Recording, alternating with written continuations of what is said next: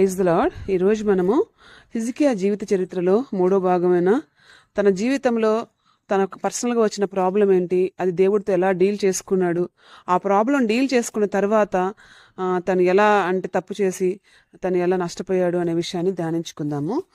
హిజ్కియా రాజుకి మనము ముందు 2 భాగాలలో హిజ్కియా రాజుకు వచ్చిన కష్టము, అతను తీసుకున్న నిర్ణయము, నేను దావీదు వలె నేను కూడా యెహోవాని సేవిస్తాను అని చెప్పి అన్ని విగ్రహాలను తీసివేపించి, బలిపీఠాలను పడగొట్టించి, ఉన్నత స్థలాలను ఎత్తివేసి, అన్ని సూర్య విగ్రహాలను తీసివేసి అన్ని చేసిన తర్వాత తనే కాదు తన ప్రజల్ని కూడా ఎంతగానో దేవుని వైపు మళ్లించడానికి ఎంతగానో తను నిర్ణయం తీసుకున్న రాజుగా ఉండి, అషూరు రాజు తన మీదకి యుద్ధానికి వచ్చినప్పుడు ఆ అషూరు రాజు యొక్క ప్రవర్తనని మౌనంగా ఎదిరించి దేవుడి సన్నిధిలో ప్రార్థించి, తనతో ఏమి గొడవ పెట్టి మాటలు యుద్ధం చేయకుండా దేవుడి సన్నిధిలో మొరపెట్టి గోజాడి కత్తి పట్టుకోకుండా విజయం పొందిన ఈ హిజ్కియా రాజు పస్కా పండుగని ఎంతో అద్భుతంగా ఎంతో ఘనంగా జరిగించి తను ఒకటి యూదాలోనే కాకుండా ఇజ్రాయెల్ దేశంలో కూడా వెళ్ళి ఆ 10 గోత్రాల వాళ్ళ దగ్గరికి కూడా అంచెగాండ్రలు పంపించి వాళ్ళకి అక్కడ ప్రకటన చేపించి, కృంగిన మనస్సుతో అనేక మంది అక్కడికి వచ్చి పస్కా పండుగ జరగడానికి వాళ్ళని ప్రేరేపించి, కొంతమంది ఆచారాలు ఫాలో అవ్వకుండా డైరెక్ట్గా పస్కాలో పాల్గొన్నప్పుడు వాళ్ళకి నష్టం జరగకుండా, వాళ్ళకి ఇబ్బంది కలగకుండా తను వాళ్ళ తరపున ప్రార్థన చేసినప్పుడు దేవుడు ఆయన ప్రార్థనను అంగీకరించి ఆ పస్కా పండుగని మంచిగా జరిగేటట్టు చేసి అందరినీ క్షమించి అందరిలో ఉజ్జీవం తీసుకొచ్చిన ఈ హిజ్కియా రాజు, ఇంత మంచిగా జీవించిన హిజ్కియా రాజుకి ఒక రోగం వచ్చిందంట, మరణకరమైన రోగం. ఎంతో మంది రాజులు ఎన్నో మిస్టేక్స్ చేశారు, కానీ దేవుడు వాళ్ళు ఎప్పుడు మరణిస్తారనేది ఎప్పుడు ముందు చెప్పలేదు. బట్ హిజ్కియా రాజు విషయంలో దేవుడు ఎందుకు ఇంత స్పెసిఫిక్ గా పర్టికులర్ గా ఉన్నాడో నాకు తెలియదు, కానీ ముందే యెషయా ప్రవక్తను పంపించి నువ్వు మరణం అవబోతున్నావు అని చెప్పి నీ ఇల్లు చక్కబెట్టుకో అని చెప్పాడు. అది ఎంత ధన్యత కదండి. యాక్చువల్గా మనకేం జరగబోతుందో మన మరణ దినం ఎప్పుడు తెలుసుకొని దేవుడి సన్నిధిలో మన తప్పులన్నీ కడుక్కొని మనము మంచిగా యథార్థ హృదయంతో దేవుడి దగ్గర అన్ని మనం పశ్చాత్తాపడి దేవుడిని కలుసుకోవడానికి వెళ్ళడం అనేది నిజంగా అది ఎంతో బ్లెస్సింగ్. అయితే దేవుడు తనకు తెలియజెప్పినప్పుడు దేవుడి ఇంటెన్షన్ తన ఆయుష్కాలం పెంచాలనా, లేకుంటే తను ఏమన్నా దేవుడి సన్నిధిలో ఇంకా కరెక్ట్ చేసుకోవాలని ఏ ఇంటెన్షన్తో చెప్పాడో నాకైతే తెలియదు, కానీ అక్కడ వాక్యంలో క్లియర్గా అర్థం కాలేదు. కానీ హిజ్కియా వెంటనే ఏం చేశాడంటే, అవునా అని తను కరెక్ట్ చేసుకోకుండా, నేను దేవుడికి వెళ్ళిపోతున్నాను, ఇంకా చనిపోతున్నానా అని, నేనేమైనా మిస్టేక్స్ చేశానా, నేను పశ్చాత్తాపడాల్సిన ఏమైనా ఉన్నాయా అన్నట్లు కాకుండా తను ఏమడిగాడంటే గోడ వైపుకు తన మొహం తిప్పి ఏడ్చాడంట, కన్నీరు విడుచు ప్రార్థన చేశాడంట. అయ్యా, నేను ఎంత యథార్థంగా నీ ఎదుట నడుచుకున్నాను కదా, నా ఆయుష్ అంతలేకపోవడం ఏంటయ్యా, నన్ను కొంచెం ఇంకొద్ది రోజులు బతికిచ్చాయా అని ప్రార్థన చేశాడు. దేవుడు ప్రార్థనకి ఎంత ఫాస్ట్గా రెస్పాండ్ అయ్యే దేవుడు. మనం చాలాసార్లు ఏమనుకుంటాం తెలుసా, మన జీవితం మనం ప్రార్థన చేస్తూ ఉంటాము, మనకు ఆన్సర్ రాలేదే, ఇది జరుగుద్దా లేదా అందరూ, మీరే కాదండి నేను కూడా, ఎవరైనా కూడా అలాగే ఆలోచిస్తాము. కానీ మనము బైబిల్లో చూస్తూ వచ్చినప్పుడు ఎవరైనా ప్రార్థన చేసిన వెంటనే దేవుడు మ్యాక్సిమం వెంటనే ఆన్సర్ చేసే దేవుడు ఉన్నాడు. ఇప్పుడు యెరోబాము చూడండి, తనే ధూపం వేస్తుంటే ఆయన చెయ్యి ఎండిపోయినప్పుడు ఆ యూదా ప్రవక్త వచ్చినప్పుడు యూదా ప్రవక్త ప్రార్థన చేసిన వెంటనే తన గురించి, అతను చెడ్డవాడైనప్పటికీ, యెరోబాము రాజు చెడ్డవాడైనప్పటికీ, తను చేసిన చెడు పని బట్టి తన చెయ్యి ఎండిపోయినప్పటికీ ప్రార్థన చేసిన వెంటనే ఏమైంది, తన చెయ్యి మళ్ళా బాగైందనమాట. అనేక సార్లు ప్రార్థన చేసిన వెంటనే రెస్పాన్స్. ఇక్కడ కూడా హిజ్కియా రాజు ప్రార్థన చేసిన వెంటనే అన్నమాట ఏమైంది, వెంటనే ఇంకా ఆ మాట చెప్పి యెషయా ప్రవక్త బయటికి కూడా వెళ్ళలేదనమాట. అప్పుడే దేవుడు మాట మళ్ళా వచ్చింది. వెంటనే దేవుడు చెప్తున్నాడు హిజ్కియా రాజుకి యెషయా ప్రవక్త ద్వారా, అయ్యా హిజ్కియా, నువ్వు చేసిన పనులని నేను జ్ఞాపకం చేసుకున్నాను. ఏం చేస్తావంటే, ఇదిగో నీ జీవితాన్ని నీ లైఫ్ స్పాన్ని ఇంకొక 15 years పెంచుతున్నాను అని. ఒక చిన్న ప్రార్థనకి 15 సంవత్సరాలు అడగల, ఎన్ని సంవత్సరాలని హిజ్కియా అడగల. దేవుడే 15 సంవత్సరాలు లైఫ్ని ఎక్స్టెండ్ చేశాడు. చూసారా, మనకు కావాల్సిన దానికంటే దేవుడు చాలా ఎక్కువగా మన ప్రార్థనకి ఆన్సర్ చేసే దేవుడిగా ఉన్నాడు. సరే, దేవుడు ఎక్స్టెండ్ చేశాడు. అయితే హిజ్కియా ఏమన్నాడు ఇంకా ఏం చెప్పాడంటే నువ్వు మూడో దినమే లేచి మరలా మందిరానికి వస్తావు అని కూడా ఒక సూచన. చాలా వరకు హిజ్కియా రాజుకు సూచనలు ఎక్కువ దేవుడు అడుగుతున్నాడు, చూపిస్తున్నాడు అనమాట. చెప్పినప్పుడు ఆయన దీనికి నెరవేర్పు ఏంటి, ఎట్లా నేను 3 రోజులకి మళ్ళీ బాగా ఈ మందిరానికి ఎక్కువ రావడానికి ఏంటి ఆ సూచన ఏంటి అన్నప్పుడు అప్పుడు అడుగుతాడు మళ్ళా ఎవరు, యెషయా ప్రవక్త హిజ్కియాని. అంటే టైము 10 మెట్లు వెనక్కి పోవాలా, 10 మెట్లు ముందుకు పోవాలా, ఏది కావాలో చెప్పు, అది దేవుడు నీకు చూపిస్తాడు, అది కన్ఫామ్ నీ ఆయుష్ పెరిగిందని చెప్పడానికి నీకు ఇది సూచనగా ఇస్తాడు అని చెప్పాడనమాట. అయితే ఈయనేమంటాడు, 10 మెట్లు ముందుకు పోవడం గ్రేట్ కాదు, ఎందుకంటే కాలం ముందుకే పోద్ది, వెనక్కైతే పోదు కదా. ఇప్పుడు ఇది కన్ఫామ్ అని తెలియడానికి 10 అంటే మెట్లు వెనక్కి పోవాలి అని అడిగినప్పుడు నిజంగానే టైము వెనక్కి నడిచిందంట. అంటే ఆ హిజ్కియా రాజుకి దేవుడిచ్చిన మాట కన్ఫర్మేషన్ అలాగా టైం వెనక్కి నడిచిందంట. సో అలాగే దేవుడు ఆయన అడిగినట్టే ఆ సూచన ఇచ్చి తను స్వస్థపరిచాడు.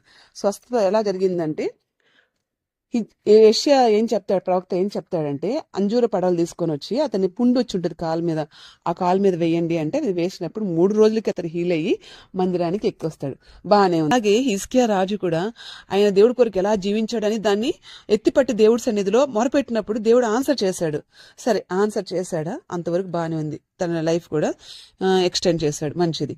తర్వాత ఇప్పుడు బబులోన్ దేశం నుంచి ఒక రాజు ఏం చేశాడంటే ఇతనికి బాగలేదు. తర్వాత ఇంకా వాక్యంలో ఏమని రాయబడిందంటే తను అన్ని విషయాల్లో అభివృద్ధి పొందాడు అని రాయబడింది దినవృత్తాంతాల్లో.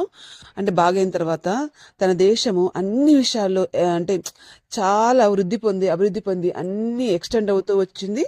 చూసి ఈ బబులోను రాజులు ఏం చేస్తారంటే తనని అంటే పరామర్శించడానికి కొన్ని గిఫ్ట్లు ఇచ్చి పంపిస్తారనమాట. మన హిజ్కియా ఇంతవరకు బాగానే ఉన్నాడు కదా, ప్రతి చిన్న విషయం దేవుడి దగ్గర విచారం చేశాడు కదా, కష్టం వచ్చినా సంతోషం వచ్చినా పస్కా ఆచరించాలన్నా ఏదైనా దేవుడి సన్నిధికి వెళ్ళి మొరపెట్టే కదా అన్ని చేశాడు.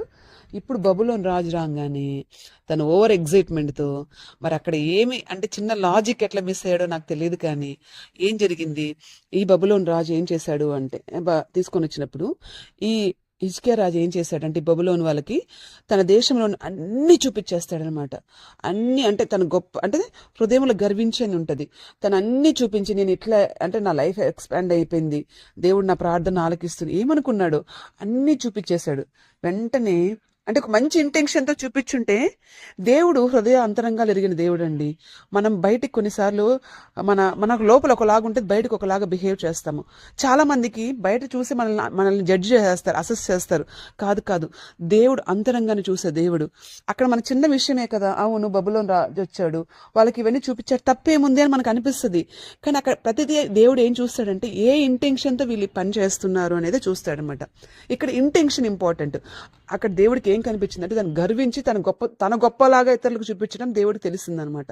సో వెంటనే యెషయా ప్రవక్తను పంపించి నువ్వేం చేశావు, ఇదిగో బబులోని వాళ్ళు వచ్చారు, నేను అంటే అన్ని చూపించాను, ఏమేం చూపించావు, ఏది దాచిపెట్టకుండా మొత్తం చూపించాను. సరే చూపించేసావా, అయితే చూడు నీ దగ్గర ఏముందో మొత్తం ఊడ్చుకొని బబులోని రాజు తీసుకెళ్ళిపోతాడు. మొత్తం సంపద అంతా తీర్చుకోపోవడమే కాకుండా నీ పిల్లల్ని, నీ నెక్స్ట్ జనరేషన్ ఉంటారు చూసారా, వాళ్ళని నపుంసకులుగా చేసి తీసుకొని వెళ్ళి వాళ్ళ రాజ్యంలోకి వెళ్తారు. అంటే నాకు ఎంత ఆశ్చర్యం వేసిందంటే, నువ్వు చచ్చిపోతావురా అంటే వెంటనే వెళ్ళి ఇమ్మీడియట్గా గోడ వైపు తిరిగి బాగా ఏడ్చి నన్ను బతికిచ్చు, నేను చేసిన మంచి పనులు జ్ఞాపకం చేసుకున్న హిజ్కియా రాజు.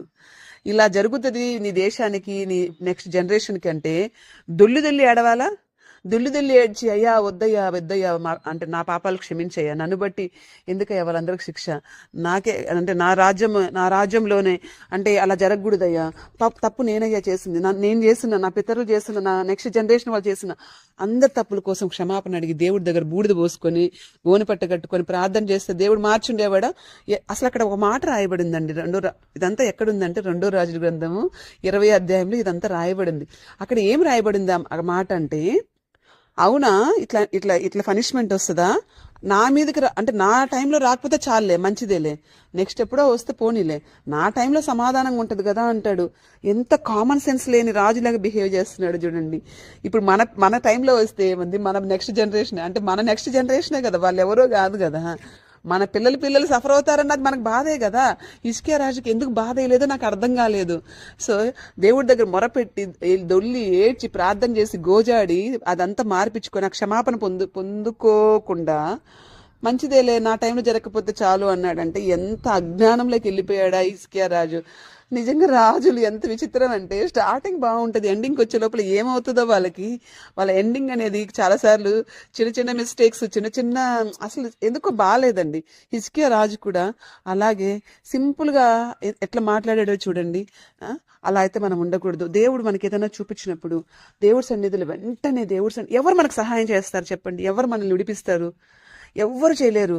మనం ఎంత తప్పు చేసినా, ఎంత రాంగ్ అధః పాతాళానికి మనం వెళ్ళిపోయిన పాపంలో మళ్ళా లేచి అయ్యా కరుణించు క్షమించు నాయనా అంటే మళ్ళీ అన్ని చక్కగా చేసి మళ్ళీ నార్మల్ చేసి మనల్ని బ్లెస్ చేసి మన దేవుడు మనకు సమీపంగా ఉంటే ఆ దేవుడికి మొరపెట్టడం మానేసి మన ఇష్టానుసారంగా జీవిస్తే నష్టం ఎవరికండి? దేవుడికా మనకే కదా.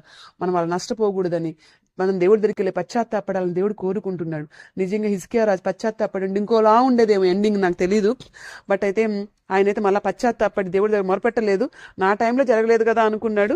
తర్వాత అతను చనిపోయినాడు. తర్వాత తన కొడుకు మనిషి రాజు అవుతాడు అనమాట. అది నెక్స్ట్ వీడియోలో నేను ఆల్రెడీ వీడియో చేస్తున్నాను, ఎవరైనా చూడకపోతే చూడండి. మనిషి రాజ్ స్టార్టింగ్ అయితే చాలా భయంకరంగా ఉంటుంది, ఎండింగ్ అయితే చాలా బాగుంటుంది. అట్లాగే మన జీవిత డే టు డే లైఫ్లో మనమైతే సమస్య వచ్చినప్పుడు పరిగెత్తుకుంటా ఒక్క క్షణం కూడా హిజ్కియా మరణం అనగానే పరిగెత్తుకుంటా దేవుడికి ప్రార్థన చేశాడు కదా. మనం కూడా అలాగే ప్రార్థన చేసి దేవుడి సన్నిధిలో గోజాడుకొని మనం చేసిన దేవుడి పని లేదన్నా ఉంటే అయ్యా కొంచెం కోడ్ చేసుకోవచ్చు, తప్పలేదు. అంటే మనం నీతిమంతులం అని కాదు, కానీ ఆ రక్తాన్ని బట్టి మన నీతిమంతులం. అయ్యా నీ కోసం ఇది చేశాను కదా, కొంచెం జ్ఞాపకం చేసుకో అయ్యా అని అంటే ధైర్యంగా మనం ప్రార్థన చేయడానికి కూడా కొంచెం మనకు హోప్ వస్తుంది అనమాట. అలా మనం ప్రార్థన చేసి దేవుడి దగ్గర పొందుకునే వాళ్ళలాగా ఉందామా? Praise the lord.